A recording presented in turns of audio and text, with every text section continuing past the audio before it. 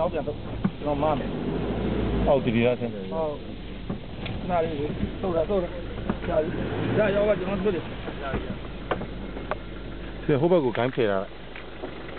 ဟုတ်ကဲ့နှစ်တာလုံးလုံးဝလူသားလူလာကားတာမရှိခဲ့တဲ့နန်ဆိုင်ယန်နဲ့လက်ချရန်ကြားတဲ့လမ်းကိုကျွန်တော်တို့ဖောက်နေတာဖြစ်ပါလေ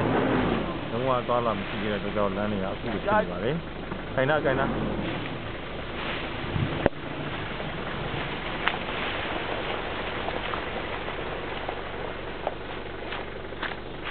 မိုင်းအန်တွေကိုလည်းအထူးကြီးဆိုင်ရင်လည်းကျွန်တော်တို့အခုလိုမျိုး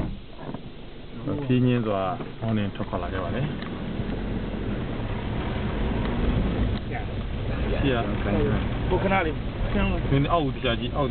ဒီလိုဂိုင်းချတာအနေကြီးနီလေးပြပြနေဟုတ်တယ်ပြတယ်နီလေးကဒါရိုက်နေရိုက်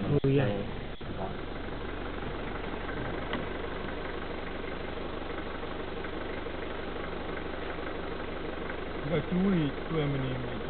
တိုင်မိုင်းဖြစ်ပါလို့ဒီချင်းမှညီနေဆိုရင်ဒီစားရတယ်ဒီနေရာမှာပြီးတော့ပြစ်ထုတ်